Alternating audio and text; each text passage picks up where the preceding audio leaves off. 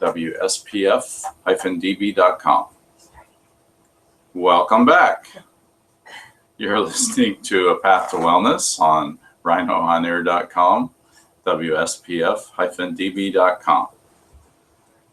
And I wanted to get into an interesting topic this week, and I've gone over this before, but it seems appropriate given something I saw in the news the other night, and that is vitamin D.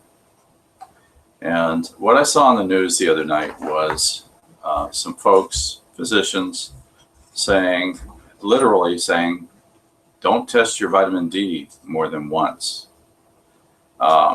And basically poo-pooing or dismissing or not even mentioning a lot of the research that is going on vitamin D and its very important uses within the body and very important situations that occur when it is low. None of that was mentioned. What was mentioned was a primary focus on osteoporosis and osteomalacia and these kinds of things, the bone issues. Osteomalacia, by the way, is rickets. That's another term for it that they saw in kids. And that's really part of how vitamin D was discovered, was they were looking into rickets and figured out that vitamin D was an important factor in the development of rickets, and being deficient would increase the likelihood of contracting the disorder, osteomalacia.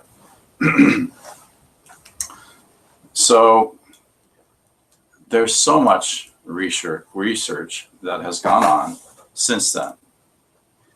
And many things have been discovered about vitamin D and its uses in the body. And it goes way beyond just the bones. And again, the focus on this particular news article or this spot that they did on the news with these physicians was totally on bone disorders.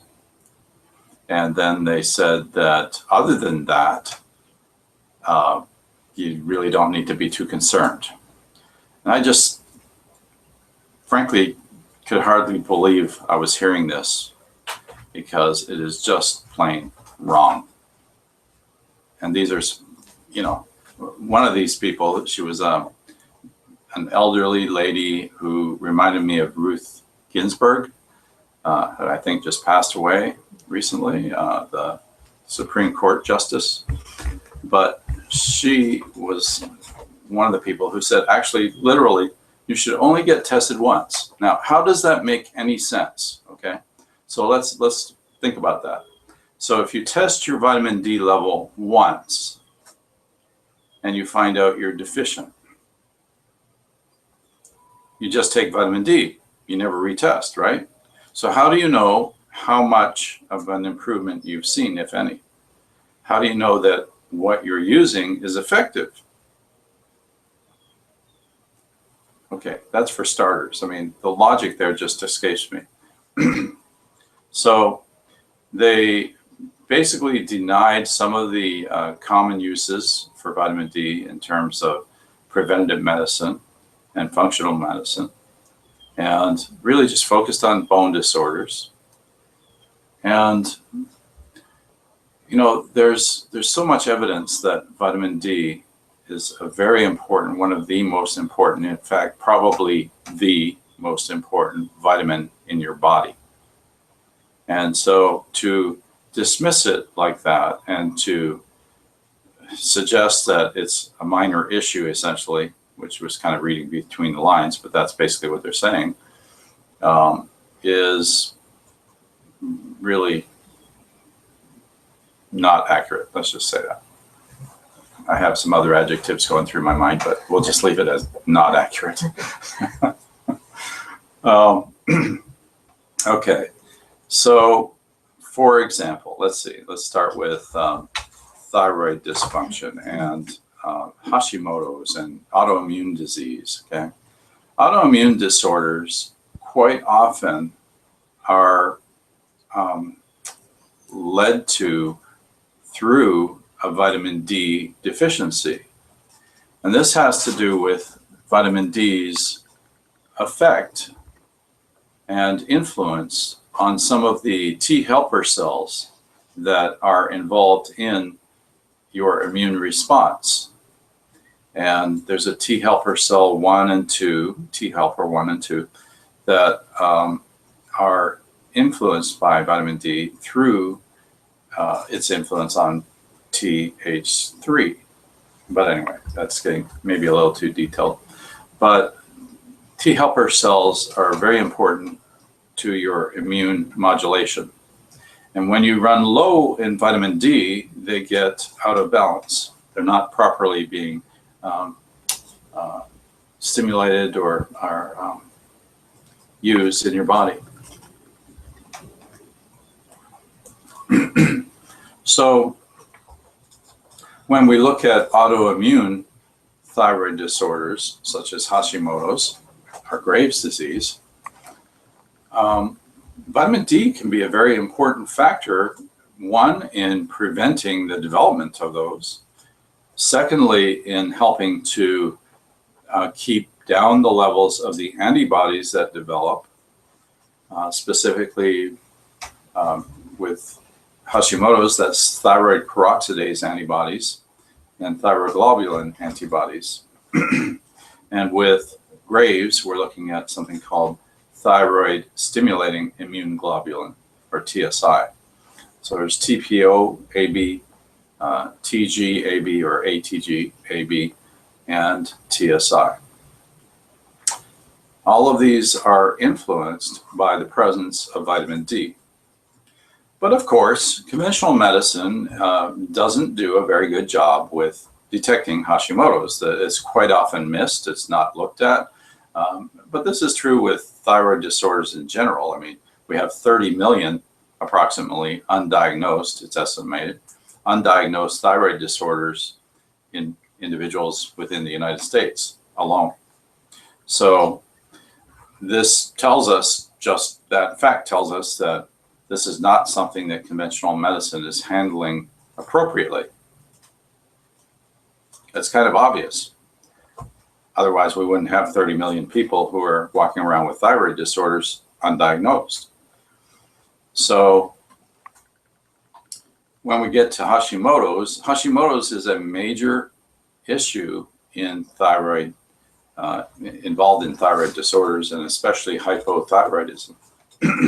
Although sometimes what can happen is it can be misinterpreted, because sometimes you have an event occur within Hashimoto's where there's a sudden surge of thyroid hormone released that appears similar to the signs and symptoms of Graves' disease, where you have hyperthyroidism for a time period, or a period of time that may be anywhere from a day to a week to a month to even potentially longer.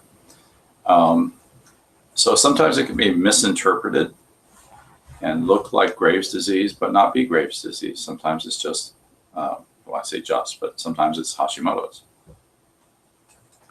So part of our task in dealing with this kind of autoimmune disorder is to create an environment that is conducive to improving the condition and to reversing the triggering effect that is occurring that stimulates the antibody production that then attack, the antibodies attack the thyroid itself and thyroid function, and some of the functions that are involved in the body's metabolization of thyroid hormone. That's really what thyroid peroxidase is. It's an enzyme, it's a selenoenzyme that is involved in the breakdown of the macro hormone T4 to the more available, more used, although T4 has some binding within the body, T3 is the major active hormone. And so we have the involvement of thyroid peroxidase in the conversion of T4 to T3. So that's one aspect of it. And so I have a little bit of an issue with those who say you should not test vitamin D, or it's being tested too much. This is one of the comments I heard too. It's being tested too much. Well, folks, these are physicians who are, I'm sorry, but they're basically talking the party line here. I mean, that is baloney. We need to test more, not less. We need to be testing more people. I find so many people with vitamin D deficiencies. It's unbelievable. And I'm in Florida. Okay, sunshine capital of the world here, Florida. And we have vitamin D deficiency that's rampant. So to say that we shouldn't be testing vitamin D in our population is crazy. I mean, we need to. We have lots of people who have disorders, depressive disorders, you know, those who live in the great Northwest, you know, with all of the clouds and the lack of sunshine, you know, they get a disorder. It's called seasonal affective disorder, quite often, that can be very much improved with the use of vitamin D, but they need to be aware of what levels of vitamin D they have to get that correct. And then there's some work being done in terms of the levels of vitamin D that we need. And there is some debate about the bottom end of our optimal levels that we need.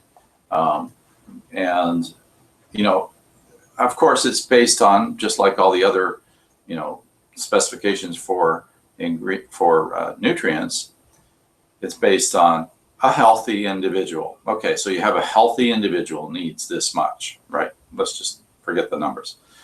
Okay, so what if you're not healthy? What if you have a disorder? What if you have Hashimoto's or Graves' disease or another autoimmune disorder?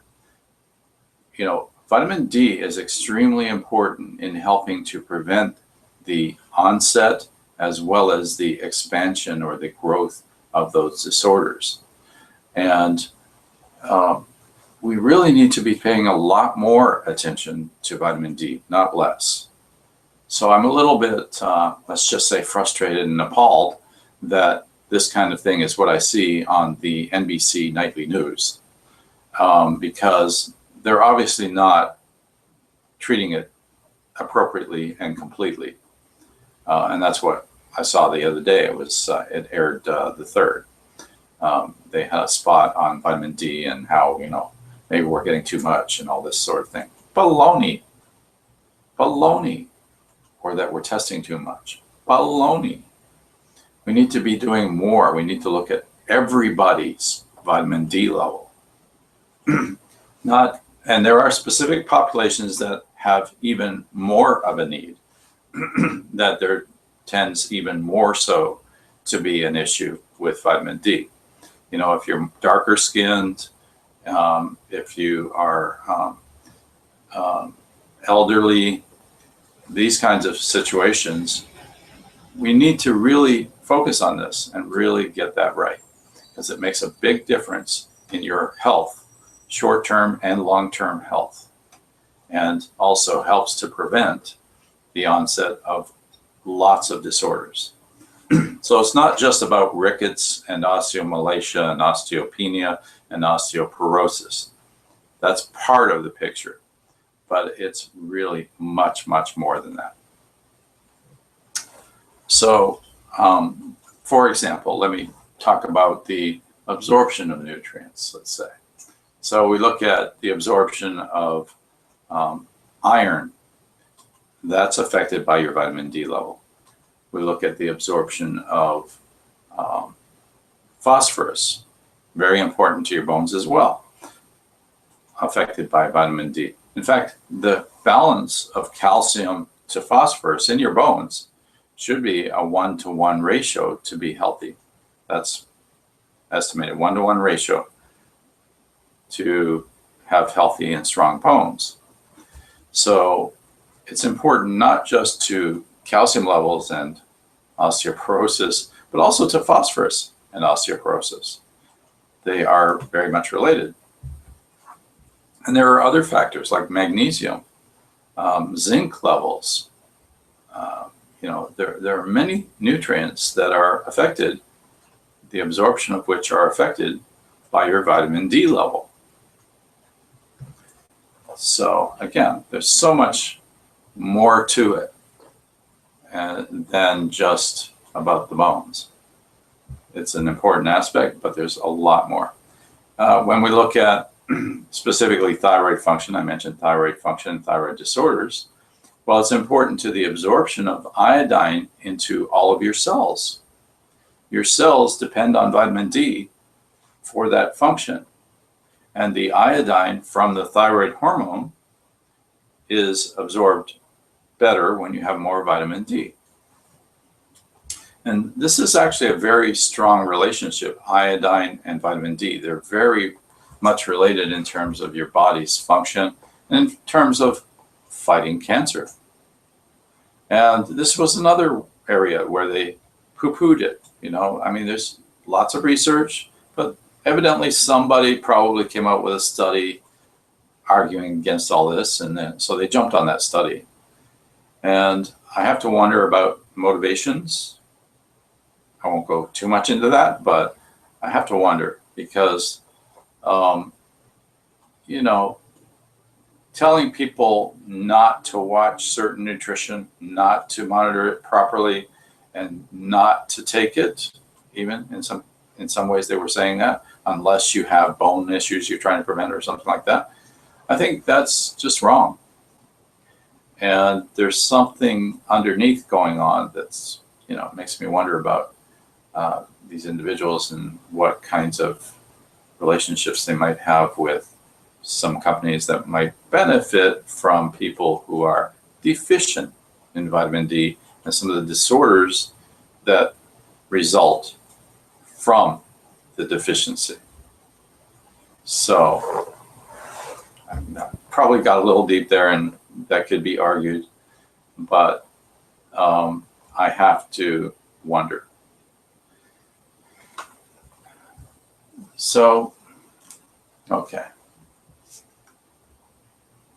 So we want to talk about other things that are involved with vitamin D levels and also iodine. We want to explore those things, right? So let's take a look. So first of all, how does it work in your body? How does it get produced in your body? Well, everybody knows, or everybody thinks of this as the sunshine vitamin, right? I was talking about seasonal affective disorder. And seasonal affective disorder is, on the larger scale, a lack of sunshine. But why? Because it does affect your vitamin D production. If you are a healthy, quote unquote, normal or optimal individual in terms of your health. However, there are enzymes involved in the breakdown of vitamin D and the production at each level of each type of vitamin D through the processing from your skin, where UVB radiation, not UVA, but UVB radiation stimulates the production of vitamin D and uses the cholesterol that should be there to help to create that vitamin D. And then it is converted from that level through the liver, and then from that level through the kidney to its ultimate result. So we have various forms of vitamin D that are involved. Vitamin D3 is the active form, the more active form. Vitamin D2 is semi, but vitamin D3 is what you really want to get the optimal result. And it's not just vitamin D3. So the reason I say that, okay, so there are some tests that show that there can be problems. Like if you get too much vitamin D, there are tests that show that you may have more cardio issues. Okay, so let's look at that. Those tests ignore the fact that you may be deficient in other areas that may influence that result. And this is one of the points. You know, people can design a study saying if you're too high in vitamin D, you're going to get this or that. Well, okay. What's the reason for that? Well, as you go up in D, you need to complement that with elevating levels of vitamin A or beta carotene, a precursor to vitamin A, and you need to complement it with increasing your K2. Vitamin K2 helps you to prevent depositing calcium inside your blood vessels, which can lead to blockages and cardio issues. So you just need to make sure that when you take vitamin D3, you're also taking a K2 with it. So now that doesn't necessarily mean it has to be at the same time, but there are some nutraceuticals that I use in my practice that combine vitamin D and K2 for this reason. Okay, so we want to make sure that we have the right balance of nutrients. Another one can be magnesium. Magnesium is important in this whole puzzle as well, because magnesium works with both vitamin D and calcium and balances the calcium. So we need a certain amount of magnesium in that mix. And zinc is another important factor. And vitamin D has a role with the absorption of these elements as well. So there's many factors to consider. Okay.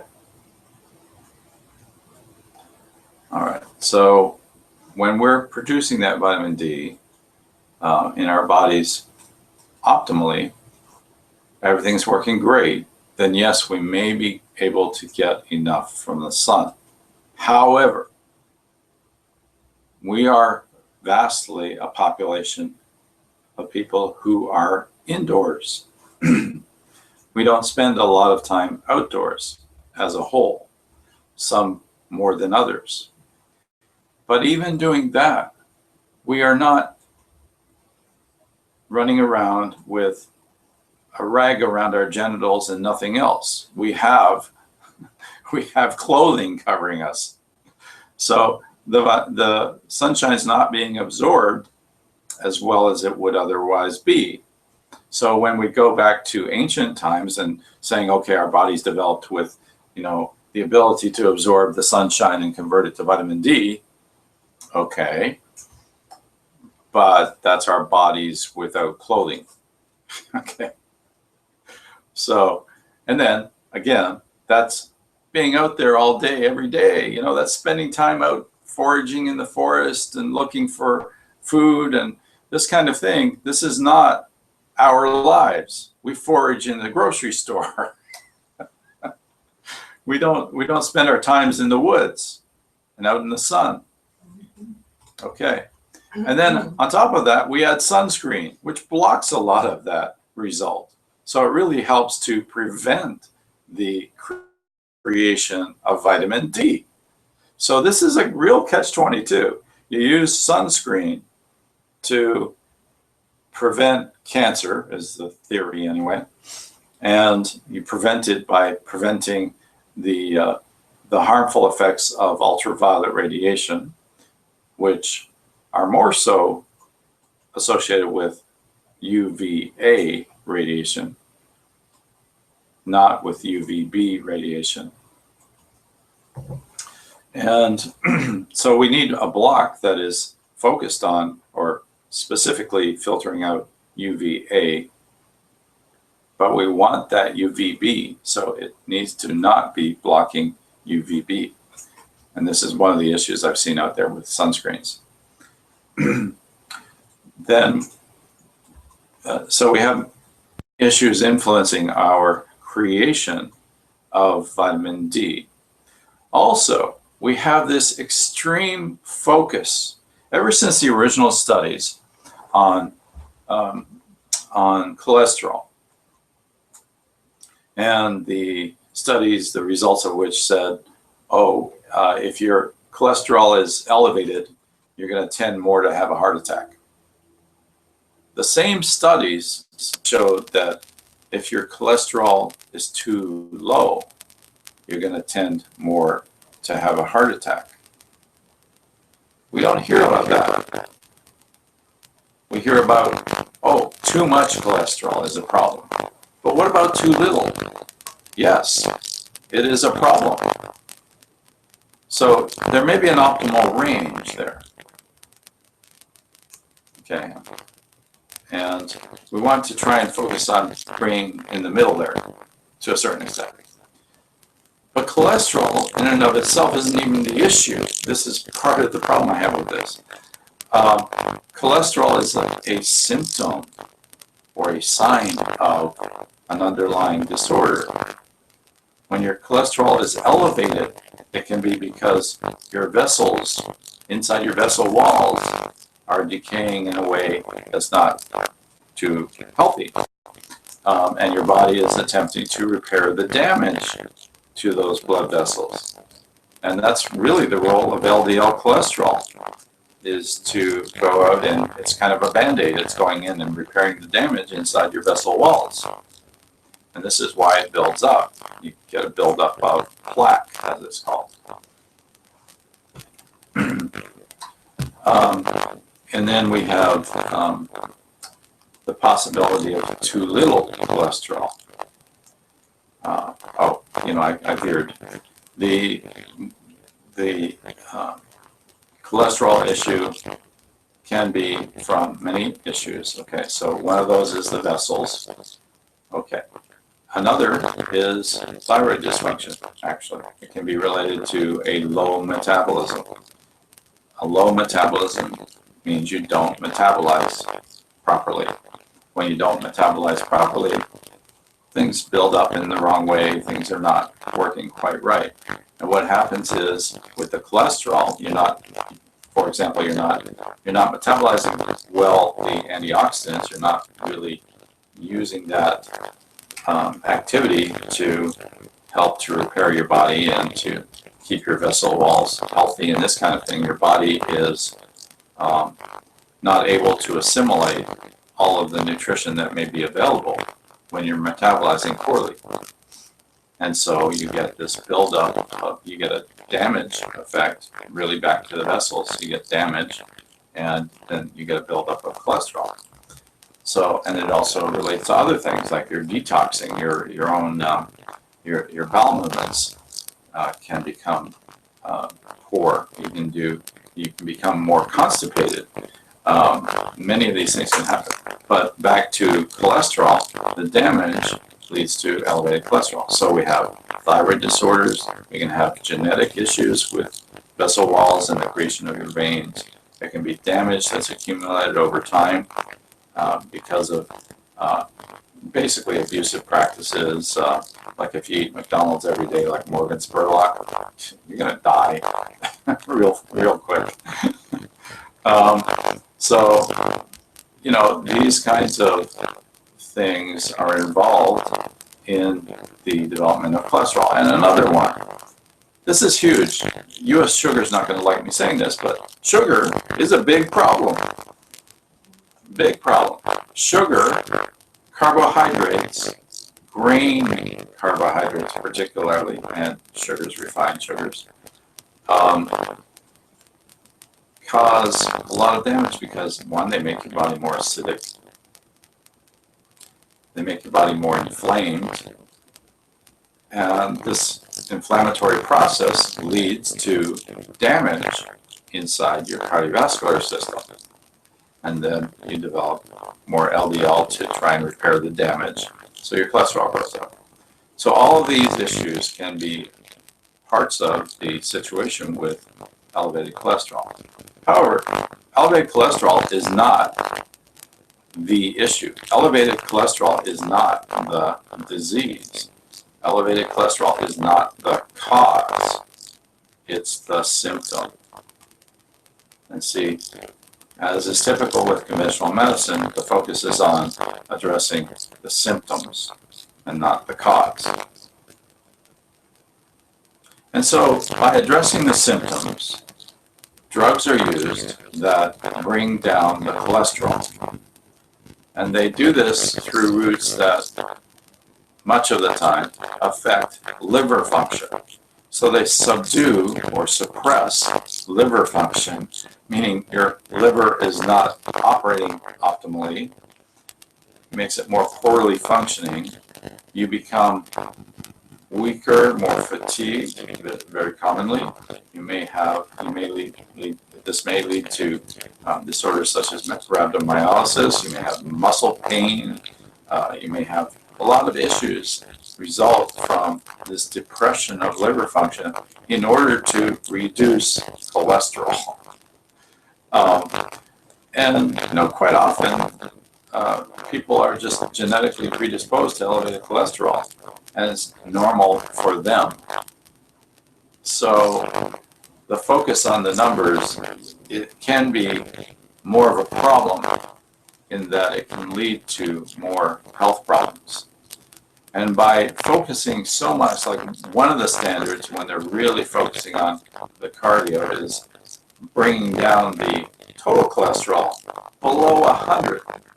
Okay, so how does that affect you? Well, that affects your ability to produce hormones, because guess what hormones are made of? Cholesterol. That's the core molecule, is the sterols. So you have the creation of hormones using cholesterol that they're then depressing to, address one function, but then is affecting other functions. So you end up with depression of your hormonal production. And guess what? Vitamin D is one of those. Vitamin D is actually a hormone. It's not just a vitamin, it's a hormone.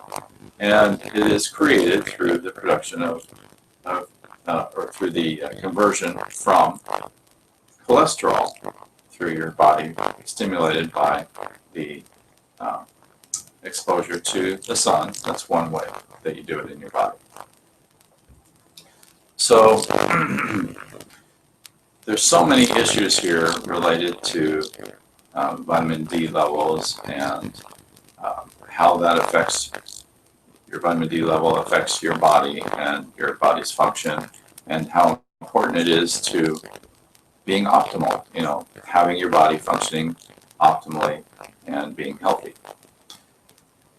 So this over-focus on reduction of cholesterol can actually damage your body and can lead to more problems, including the thing that they're trying to prevent, which is a heart attack, or heart disorders, cardiovascular disorders, coronary heart disease, chronic disorders of the heart, these kinds of things. So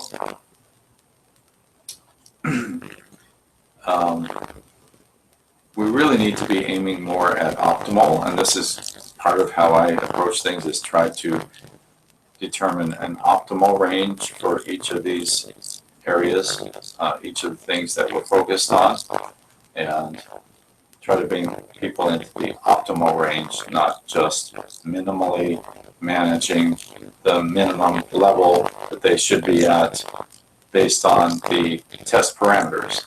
The levels that are on the labs, if they say, 2.0 is the bottom and 4.4 is the top, and the conventional physician sees a 2.0, they're going to say, okay, you're normal. And maybe that's normal in terms of a bell curve, but it's not optimal, right? So optimal is going to be somewhere in the middle, more so. And typically, anyway, it's going to be more in the middle.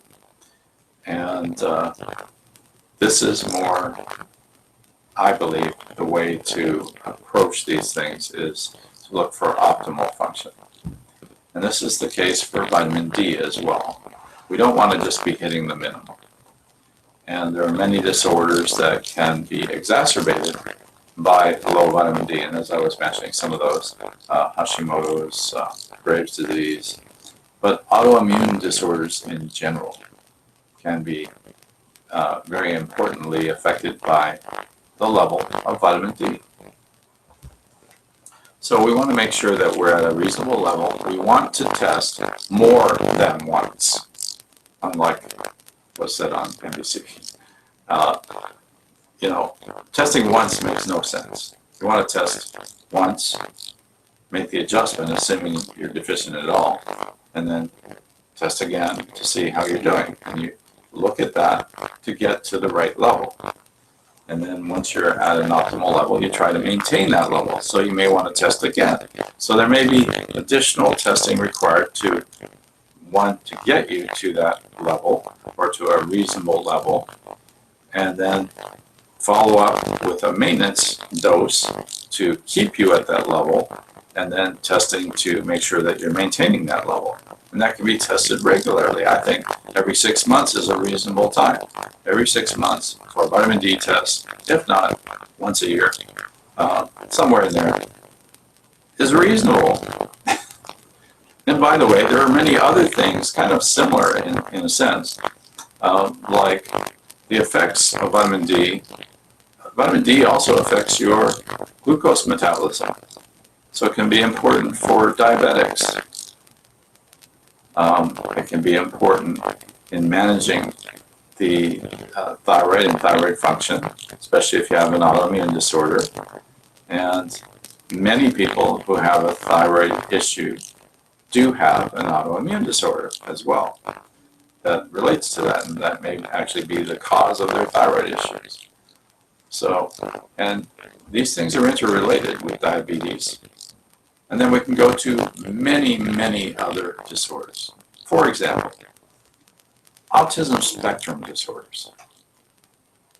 Okay, vitamin D's role, there's a lot of studies that I've gone through the research on, a lot of studies showing a relationship between vitamin D as well as iodine and thyroid with autism. And it's the vitamin D level, yes, in the child, but primarily in the mother while she's carrying the child, right?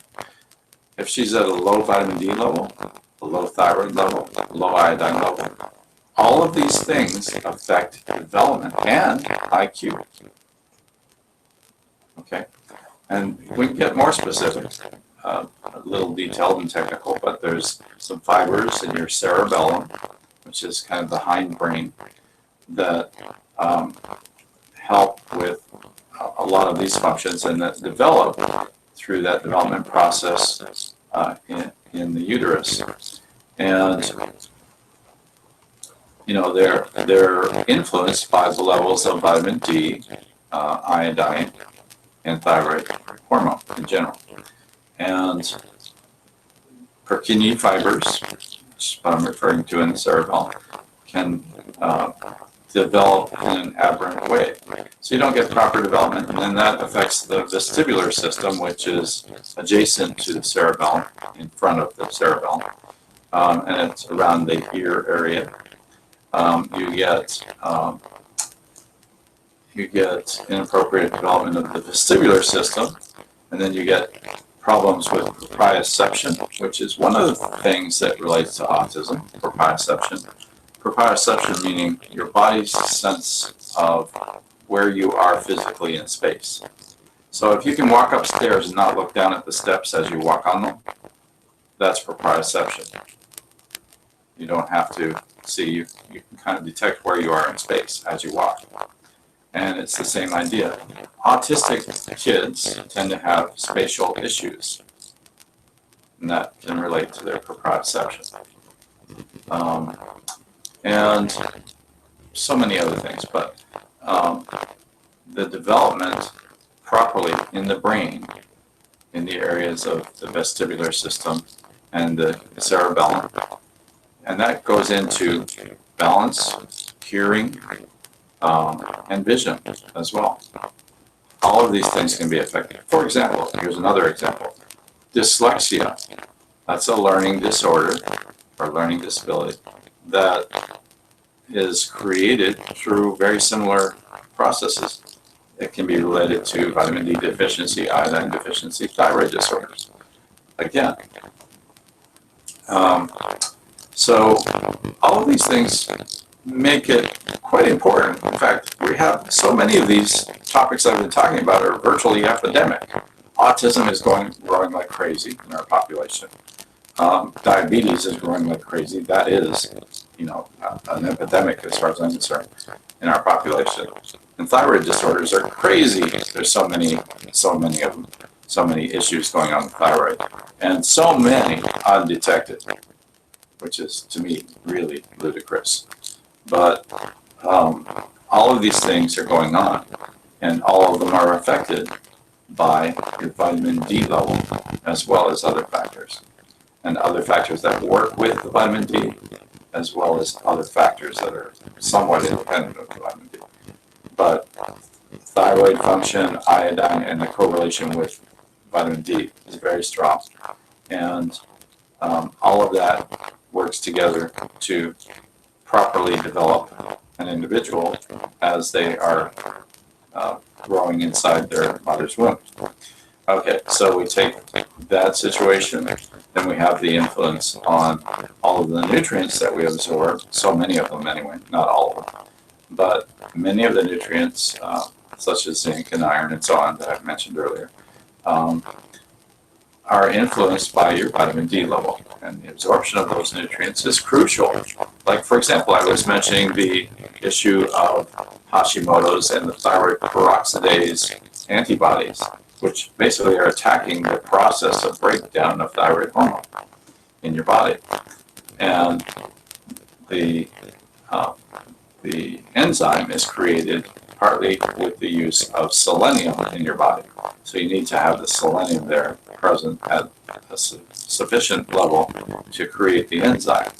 Then if it's being attacked and your levels are being dropped, you really need to make sure that your levels are up high enough to kind of compensate for that.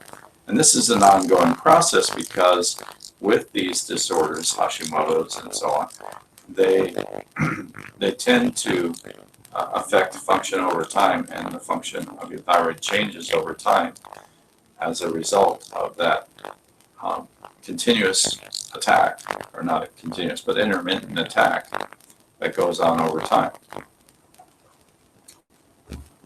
So again, vitamin D plays a very strong role in the prevention of those disorders, the autoimmune disorders, as well as the treatment of them, and helping to minimize the negative effects of the autoimmune disorder. So, but let's only test it once, because it's only about bones. You see what I mean?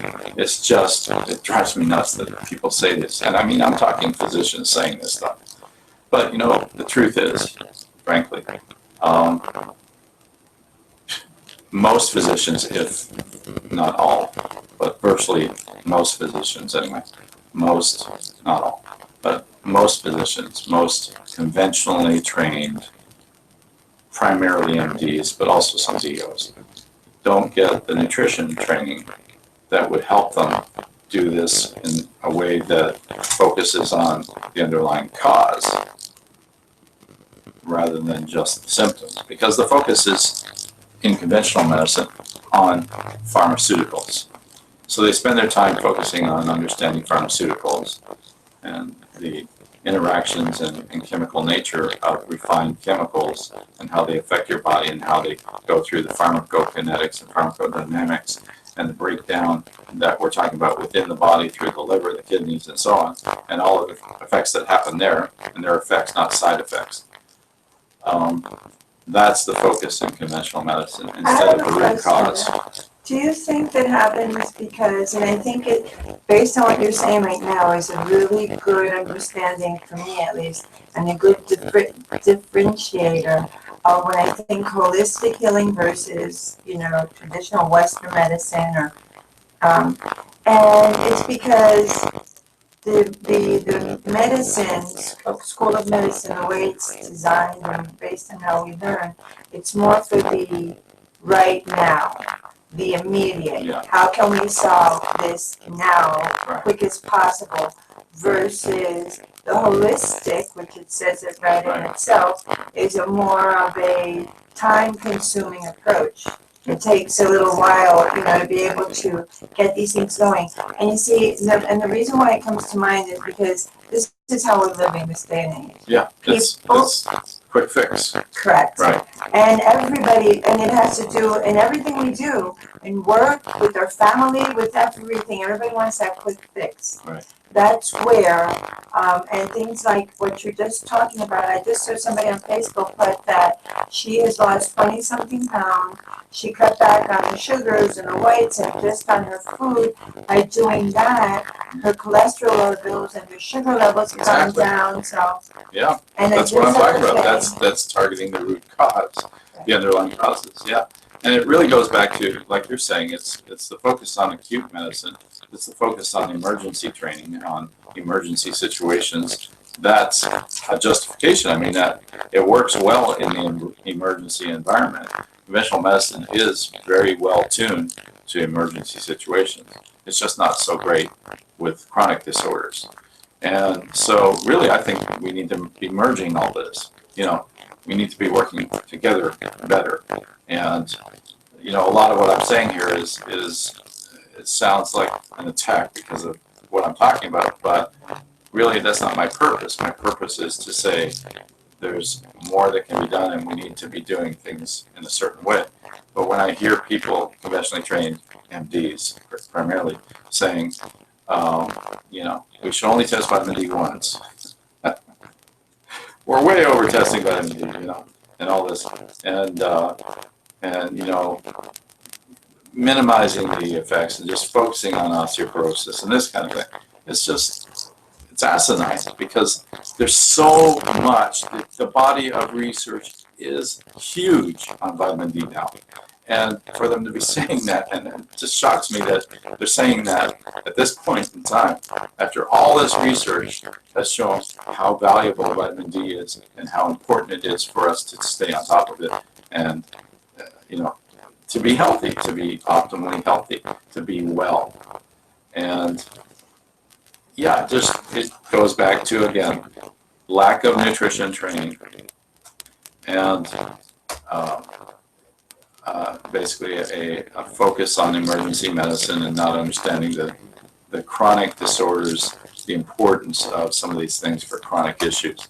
And this is really some of the strength of functional medicine, orthomolecular medicine, and generally holistic medicine, is getting to the root cause, getting to the core issues that are affecting someone's health.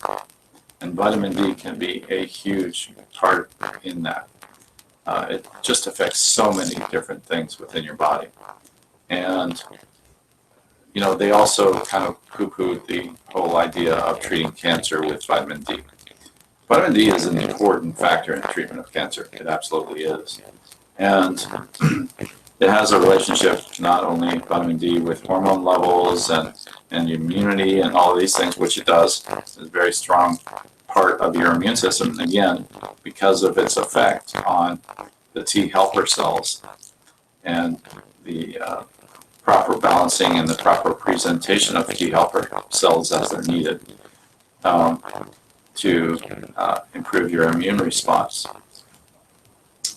And also some relationships with iodine and thyroid and so on.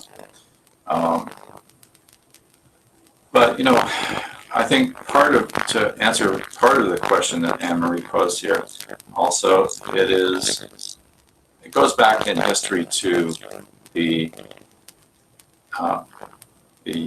Rockefeller-DuPont relationship back to around 1910, when they were basically coming up with more ways of investing more in chemistry and chemicals and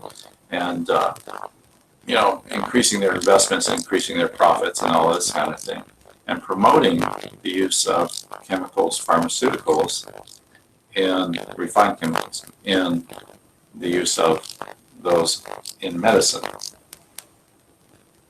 And promotion of that in the development of schools, primarily in the U.S., medical schools, and promoting those and funding those schools that went that direction, and not funding, not promoting those schools that stayed on a homeopathic track or naturopathic track or natural medicine in general track.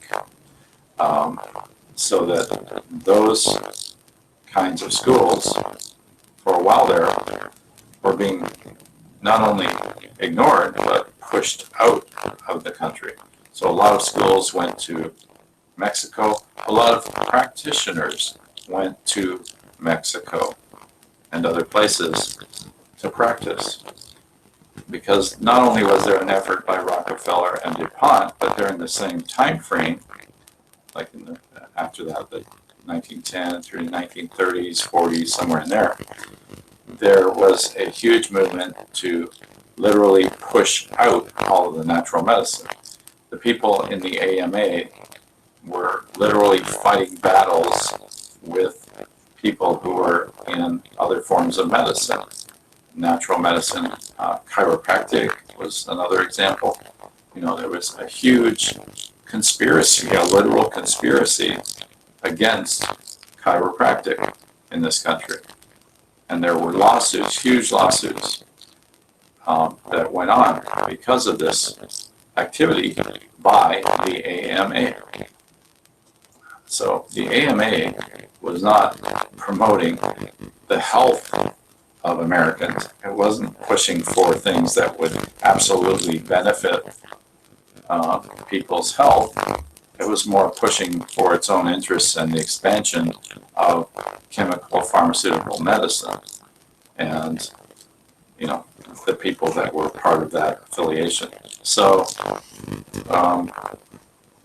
it really roots back to those situations. You know, DuPont and Rockefeller were very invested in chemicals and were promoting the use of refined chemicals, pharmaceuticals in medicine, promoting the schools that were involved in that, and helping those schools develop, and, you know, coming up with a lot of ways to promote and boost that activity, while there was other activity going on to dissuade, discourage, shut down, squelch natural medicine in this country. And it was really when Nixon went to China that things started to turn around. Nixon went to China in 72, I believe it was, 1972. And a bunch of reporters went with him and saw a lot of the Chinese medicine practice over there. And those reporters came back with a lot of that information on what was going on in China.